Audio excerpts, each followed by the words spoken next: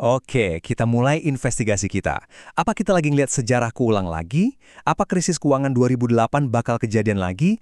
Ada rahasia besar yang gelap banget di dunia perbankan yang bakal kita bongkar bareng-bareng hari ini. Lihat angka ini, 4,6 miliar dolar. Ini bukan angka main-main, ini adalah jumlah duit investor, mungkin duit orang kayak kita-kita juga, yang sekarang nyangkut, nggak bisa ditarik. Inilah awal dari kasus kita. Nah, pertanyaannya kan kok bisa?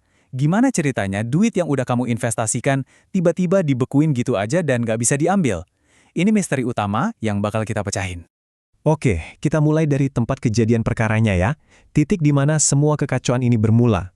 Petunjuk pertama kita adalah sebuah pengumuman yang benar-benar mengejutkan yang membekukan uang miliaran orang.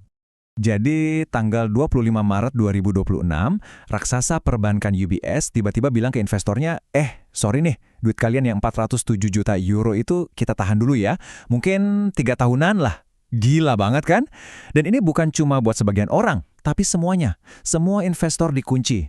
Dan pas kita gali lebih dalam, ternyata UBS ini nggak main sendirian. Ini bukan kasus iseng. Kayaknya ada komplotan besar di baliknya. Dan isinya, nama-nama paling gede di dunia keuangan. Jadi gini, UBS itu cuma puncaknya. Jauh sebelum itu, efek dominonya udah mulai jalan.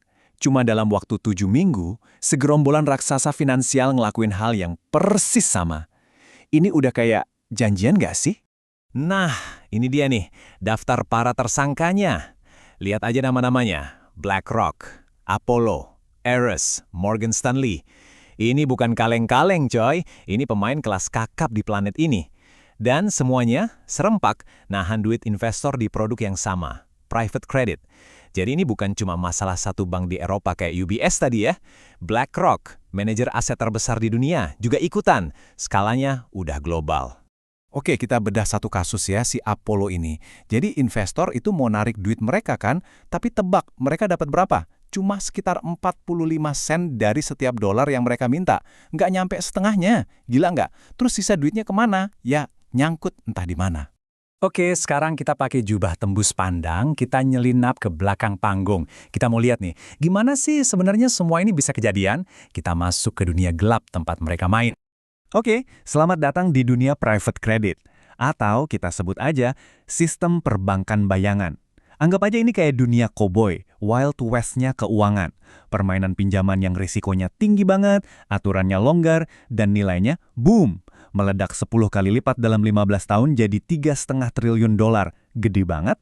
Jadi ceritanya gini, setelah krisis 2008, bank-bank biasa itu jadi super kaku, super ketat. Nah, disitulah para bank bayangan ini masuk.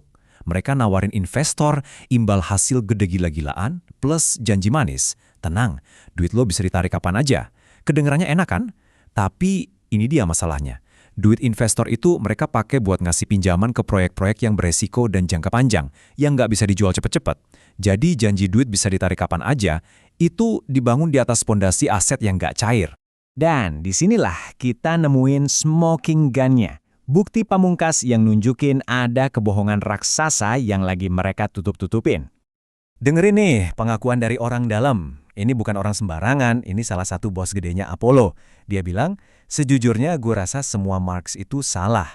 Marks itu apa? Itu istilah keren buat valuasi atau nilai aset yang mereka laporin ke investor. Jadi intinya, dia ngaku kalau angka-angka yang mereka kasih lihat ke kita semua itu bohong. Ini pengakuan yang bisa bikin geger dunia. Nah, ini dia cara main kotornya. Mereka punya skema namanya perpanjang dan pura-pura. Gini, normalnya kan kalau ada pinjaman macet, propertinya dijual, rugi, ya dicatat rugi, beres. Tapi yang mereka lakuin beda. Pinjaman yang udah jelas-jelas mau bangkrut itu, jatuh temponya mereka perpanjang. Bertahun-tahun. Terus mereka pura-pura nilainya masih oke-oke aja. Jadi kerugiannya? Disembunyiin, rapi di depan mata kita semua. Masih kurang yakin? Nih, lihat struknya. Ini bukti nyata dari lapangan. Ada gedung di San Francisco, dibeli 300 juta dolar. Dijualnya cuma 60 juta, anjlok 80%. Ini bukti konkret kalau valuasi yang mereka tulis di laporan itu cuma ilusi. Nah, ini bagian yang paling bikin merinding. Ternyata, polisinya, maksudnya para regulator keuangan, pihak yang berwenang, mereka sebenarnya udah tahu soal ini. Dan mereka udah nyalain sirine tanda bahaya. Bank of England bilang terang-terangan, ini mirip banget sama krisis keuangan global. Bosnya JP Morgan, salah satu bank terbesar dunia bilang, kalau kamu lihat satu kecoa, biasanya di baliknya ada banyak lagi. IMF nemuin kalau sepertiga peminjam itu bahkan udah nggak sanggup bayar bunganya doang. Dan The Fed di Amerika ngasih peringatan kalau utang yang dipakai buat investasi itu udah di level tertinggi dalam 1 dekade. Intinya, ini bukan lagi sekedar teori, ini ancaman nyata. Oke, sekarang kita sambungin semua titik-titiknya. Kita susun kepingan puzzle ini dan kita lihat gambaran besarnya. Dan kesimpulannya, jujur, bikin ngeri. Sejarah kayaknya bener-bener mau keulang lagi. Lihat deh, perbandingan timeline ini, miripnya serem. Dulu, di tahun 2007, krisis dimulai dari satu dana yang dibekuin. Terus beberapa lagi nyusul. 15 bulan kemudian, boom, Lehman Brothers ambruk, dunia krisis. Nah, sekarang di tahun 2026, bukan cuma satu, tapi 7 dana raksasa dibekuin barengan. Pertanyaannya, apa yang bakal terjadi selanjutnya? Dulu di 2007, sumbu bomnya itu panjangnya 15 bulan. Kali ini, jamnya udah mulai berdetak sejak Februari 2026. Pertanyaan terakhir yang harus kita renungin bareng-bareng. Apa yang bakal terjadi pas jam hitung mundur ini sampai ke angka 0?